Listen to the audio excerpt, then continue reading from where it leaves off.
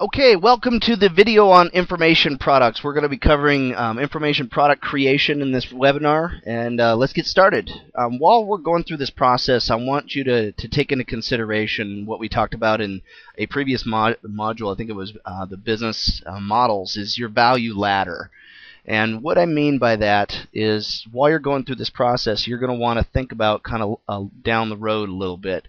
What your value ladder means is if you can visualize something like this, where you have what's called your front end product here, and then you have another product that would complement it as you go up the ladder. You have more value and actually more content in the products. So ideally, what you would want to do is build your back end product first, which would be maybe your home study course or some kind of a physical home study course that you could ship out to people. And then what you would do is take the content from this and just kind of use it in different ways. So, for instance, if your back end product, your highest ticket product, let's say it's a DVD course with MP3s and workbooks and digital books and things like that. You can take those different pieces of content and sell them for lower ticket prices, and you're not including everything, obviously. So that's what I want you to think about in terms of what the value ladder is. Okay, so what we're going to be covering in this is your product formats. To think about some of the formats that you could be creating would be physical books, e-books, which would be digital, videos. These would be Camtasia or video camera. So, and I want to emphasize it doesn't need to be a Hollywood production. I wouldn't go out and spend a lot of money on industry standard camera operators or lighting or anything like that. All you really need is something like a flip camera, or most digital cameras record video nowadays. And then Camtasia, if you're not familiar with that, it's a screen capture tool, and in fact it's the tool that I'm using to create this video. And if you want to, you just go to Google, type in Camtasia, and it's a great product. It's really, really cool. Anyways, think about audios, MP3 or CD or both.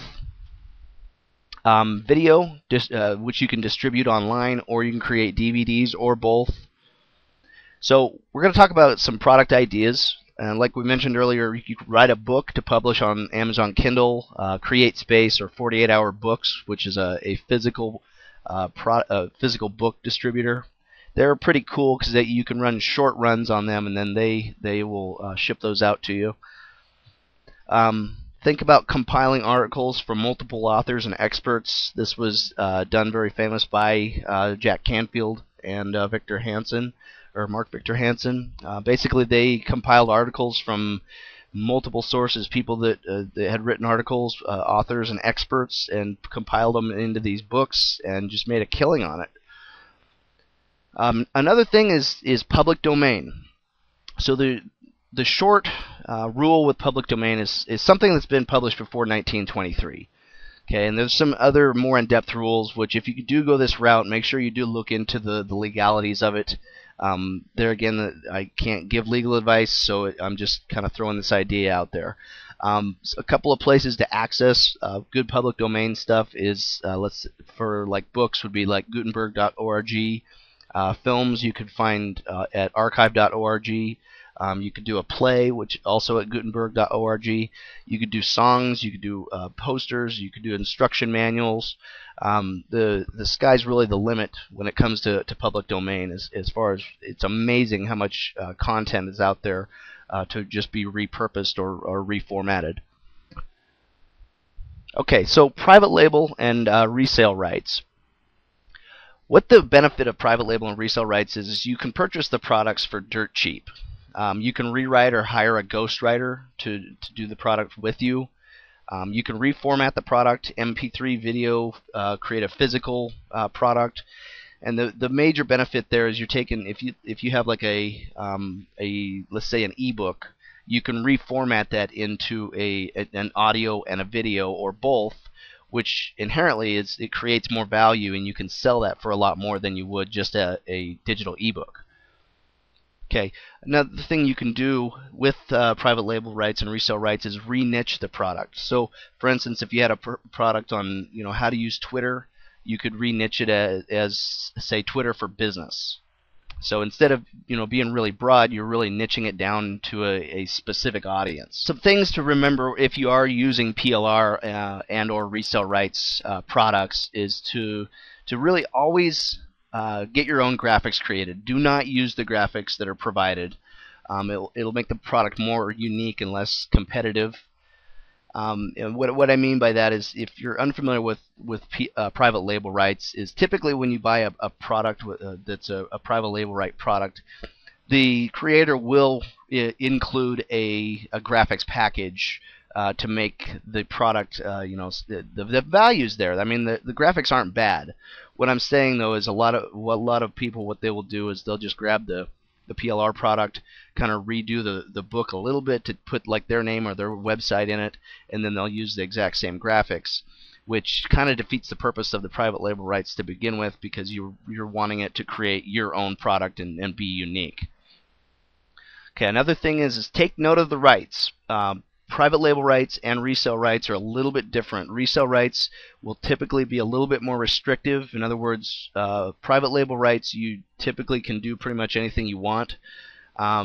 Whereas resale rights, that's all you really get is the resale rights. So, and just make sure you take note of the rights that come with the product. Another thing to point out is a lot of PLR, or some PLR, is absolute garbage. So make sure you check the reviews when you're buying some PLR. See if there's people that that you can ask about it, because there is a lot of crap out there, but there is some really good stuff out there too. Okay, so here is what your typical rights will look like, and it'll typically be on a piece of the download or part of the download that you get, and it just basically tells you what you can and cannot do with it. So it's gonna vary from product to product, so make sure you do check that. Okay, so how to find PLR. Just go to Google and enter your keyword, and we can do this real quick. Let's just go to Google.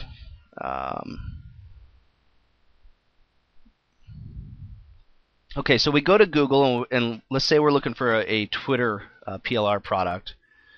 We just go there and we type in Twitter, and then our plus sign and PLR. Okay, and so the very first one here, we have Twitter PLR video series. Only drawback with that, I saw that if you notice there in the search results, that it was released in 2009. So there again, that's something that you want to take a look at, is when it was published.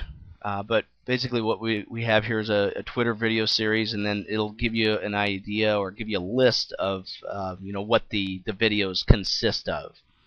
Okay, and here you can take a look at some of the responses. Here's your reviews. So let's go back and see what else we got here. Okay, so looking for Twitter PLR. This is 2009 as well. Looks like they're just looking or asking a question.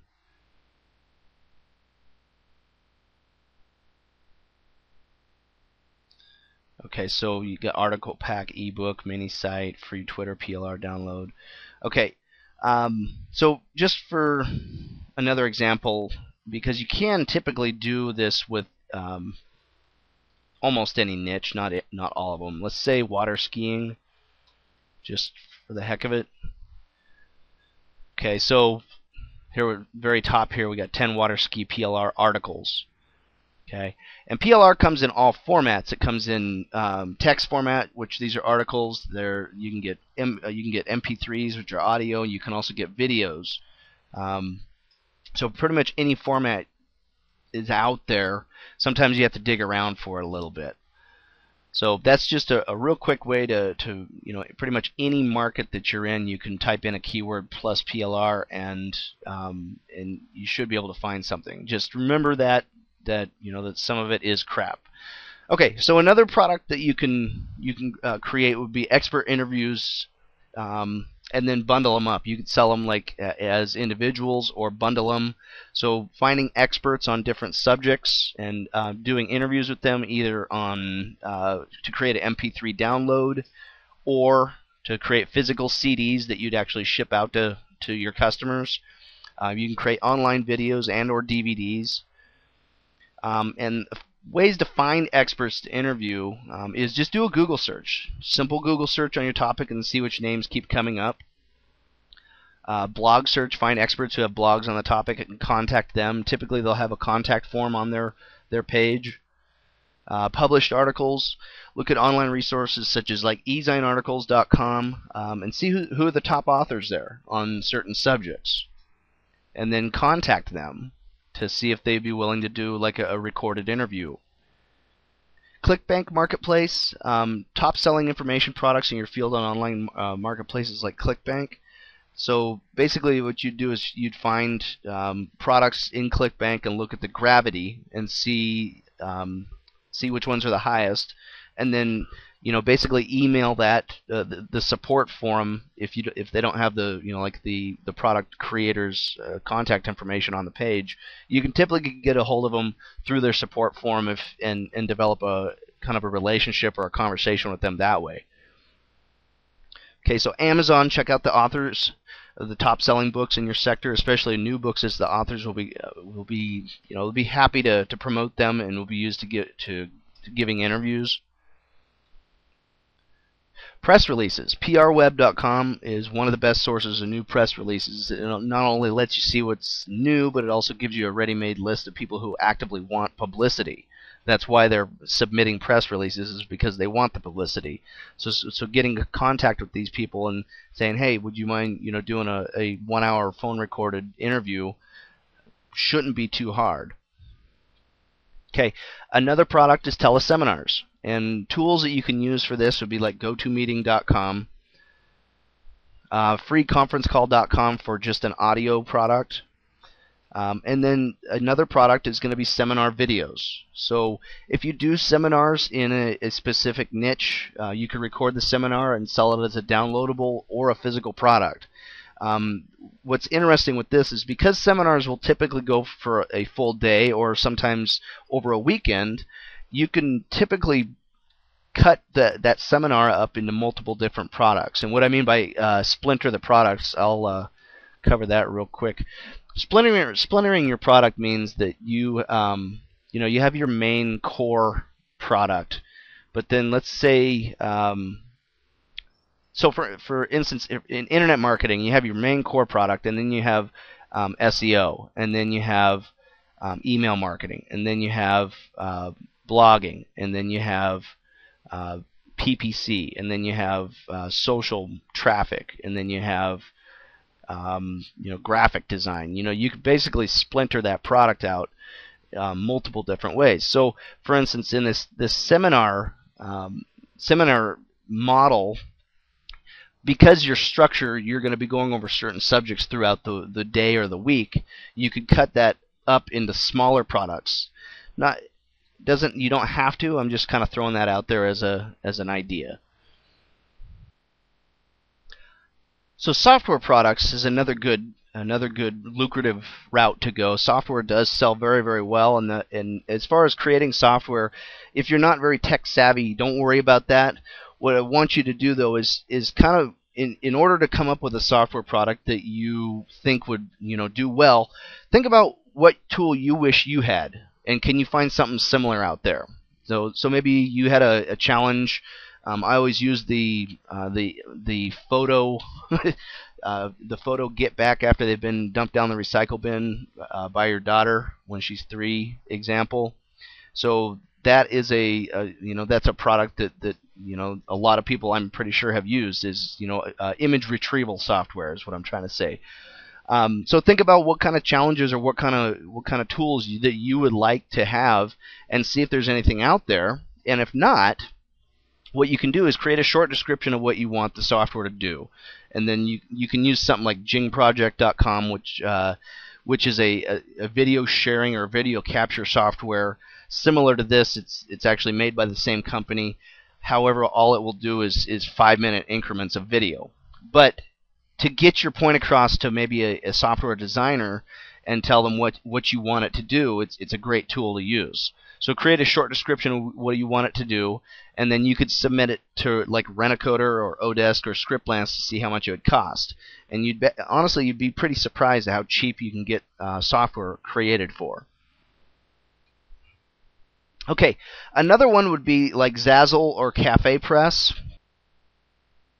So what these guys do is you can create T-shirts, you can create posters, coffee mugs, a lot of different products.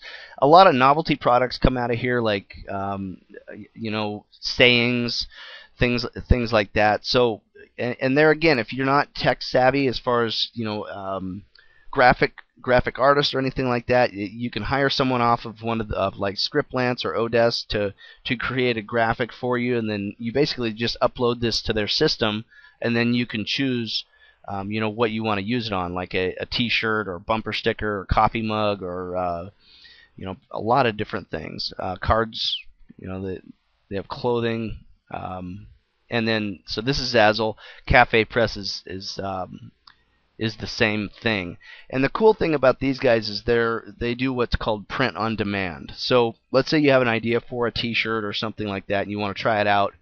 You could have it created, and instead of having a run of like 1,000 done, and shelling out the money, you can create it on here. They'll print it and ship it. Yes, they're going to take more of the money that you'd pocket if you were running it yourself, but there's not as much upfront cost. So that's the major benefit with running with them. Okay, the next one is going to be talking about creating your outline for your product. Okay, I like to kind of explain this and to think about this as like a table of contents, and I'll walk you through this, but just think about this as each one of these chapters being a module. Whether you're doing well, if you're doing an ebook, it is going to be a chapter, but let's say you're doing it like a video course or an audio course. Each one of these chapters is going to be a module for the product that you're creating. And a quick way that you can get ideas on how to put your outline together is I like to use Amazon.com as an example.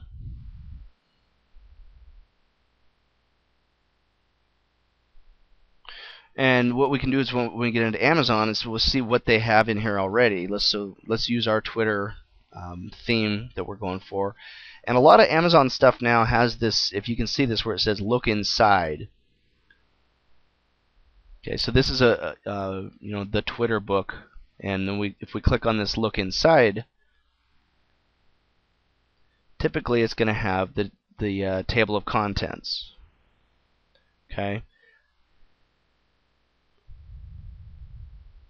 So let me zoom in on that a little bit. Okay, so this is pretty spread out. So that's a good example. And then another place that you can go is just go to the dummy store. Let's say eBay for Dummies or something like that.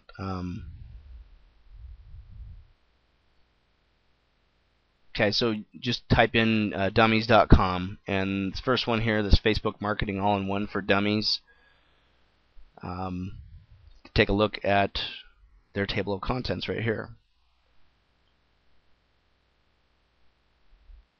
Okay, so there again, these would be basically the modules for your product, preferably if it's a video or audio product. Okay, so that's a quick way to kind of get an idea of how you're going to structure your outline. Because once you have your outline, you can go pretty quickly. But that is something that you want to put the time in and plan it out. Okay, so steps to creating a winning product. So creating quality information and adding great value to the marketplace. What you want to make sure that you're doing is, while you're going through this, ask yourself, when you're creating your product, these questions. Are you connecting with your customers by telling your story? Are you answering the most common questions in your market? Are you creating a product so that it includes your customer whenever possible? And are you showing the benefits of each chapter? Are you ending your product with an action plan that will help guide your customer into taking action? This is a big deal. This is the action plan thing is each one of at the end of each one of your modules, ideally you want to be giving them a short assignment to do, so that you can actually get them to implement what it is you're teaching them. I know from experience, I've talked to hundreds of people that get what's called in a buyer's mode, and they never really take action. They buy something, they'll go through half the product, and then it sits on their shelf, and they're off to the next shiny thing. This is why you really want to implement some kind of an action plan into your product so that you can get them to take action. Okay, number 2, does it offer a unique perspective or point of view? Whether you're writing a how-to book or covering a topic that's been written about many times, you need to do your best to offer a unique perspective, a new way of doing things, or simply an easier strategy to get the job done. So what's your unique angle? What's your unique selling point in comparison to the other products out there? Okay, number 3, provide proof of authority. Number 3, provide proof of authority. Okay, so regardless of how well you know your topic, you'll still need to prove to your readers or your customers that you're a credible source of information. So using research, case studies, statistics, or facts to demonstrate your knowledge on the topic and support your information is very important. Okay, so number 4, does your product speak directly to your audience? So think about an information product that you've enjoyed reading or listening to, and you'll quickly discover that one of the most enjoyable aspects of the product was the style of the writing or the delivery and personal tone that the author used when creating the product. When you take a personal approach with your product creation style, you're going to allow your customers to feel connected to you. You also make the information easier to understand and follow, and it's honestly more personal. Okay, this doesn't mean that you should create your information product so that it only tells your story, but rather that you focus on relating to your customers and engaging them throughout the book or the product itself. Okay, number 5 is just leave out the fluff. Okay, keep your information product simple and straightforward. Don't clutter the pages with unnecessary information or worry about the page count or length. I've been asked many times, what is the proper length or what is the suggested length, and it really depends on the product. I've seen products that have sold, like in the let's say the financial world, a one-sheet piece of paper for $100. I've seen ebooks that are 100, 200 pages that sell for $25. So it really depends on the market, and it really depends on the content. So there is no really right or wrong length. Typically, the industry standard is, as far as the amount people are going to pay for, let's say, an ebook, is about $2 to $3 per page. So if you do the math on that, and then find out what what kind of price point you want to shoot for. Video and audio content is going to be a little bit different. There again, because video and audio content has a little bit more value, you can sell it for a higher price point. Okay, make sure to use images to illustrate points. Okay, we all like looking at pictures. Images can be very useful in demonstrating a step, highlighting a strategy, or guiding your reader through the paces. You can find images at like iStock Photo. There's a lot of stock photo websites out there that you can get the images to put on there, or you can hire graphic designers to create graphics and images if you need to. Okay, if you're writing a how-to book, using images to illustrate each step of the process is going to make it easier on your reader to understand and replicate, because they're going to be able to visually see what you're doing or what you're teaching them. Okay, when incorporating images into your information product, make sure that you use a compression utility to decrease the file size of your book. So what that means is basically decrease the compression size. There's ways that you can take the image and you can decrease the size so that it loads quicker. Okay, number 7, the product or the book or whatever product that you're creating, it has to have a great title. Okay, sorry to say, but people do judge a book by its cover, and it's very, very true in information publishing. Okay, many products sell simply because of the title, and titles need to be compelling, capture the attention, and speak directly to your target audience. Okay, sometimes you may need to change the title after publishing. So do some research and see what your competitors are titling their products, and kind of brainstorm to model after them and figure out why they're doing what they're doing. An example of a great title, you see that image down there, the 4-Hour Work Week. It speaks directly to the target audience for that particular book. If you're not familiar with the book, it's all about basically outsourcing your life, or finding people to do tasks that are necessary for your business to operate for dirt cheap. And I'm not going to go into the depth on the book, but I'm just using that as a great title. Okay, so proof your info product. Okay, if you spend a lot of time writing your information product or creating it, you may be tempted to just push it out into the marketplace. Make sure that you take your time. Okay. Something you can do is proofreading your information product is a critical component in creating the highest quality information product possible. You need to make sure that the grammar, spelling, punctuation, and layout of your information product is professional. So you can hire a professional proofreader, or if they're available, have a friend or family member proofread it for you. Okay. Another thing you want to make sure you're doing is making sure that your product, if it's a book or a video, is it viewable on all operating systems. You want to make sure your information product is viewable on operating systems, including both PC and Mac. If you create a PDF file from your product, you're going to ensure that everyone will be able to read it. So basically, all you need to do is, if you don't have a PDF creator, is just go to Google and type in PDF creator. Okay, number 10 is to protect your work. Make sure you protect it. The last thing you want to see is your product spread across the internet as pirated copies, or worse, as someone else's work. Make sure that you take a proactive stance in protecting the integrity of your work. And you can do this by securing your product's download page so the only authorized buyers are able to access it. You can also consider adding encryption or password protection to your PDF file using various compilers and PDF converters online. If that's all Greek to you and you don't know how to do it, there again, find someone on Odesk or Scriptlance or one of the contracting services that will be able to help you do that, and then also find out if they can show you how to do it, if they're going to do it for you.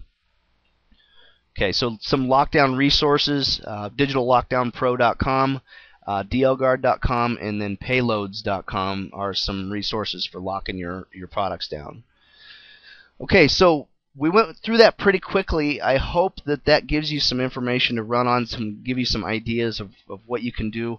The main thing is to remember the value ladder. You really want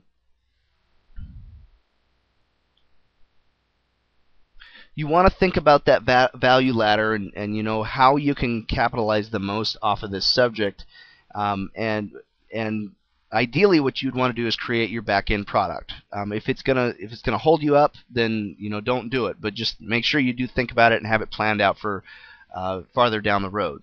Next thing is to create your outline as quick as you can. Go look at some table of contents, put together your outline for your product, and create the chapters. And the next thing is to take action. Get going, create the product, or hire someone to help you out. And that is that. Have a great day.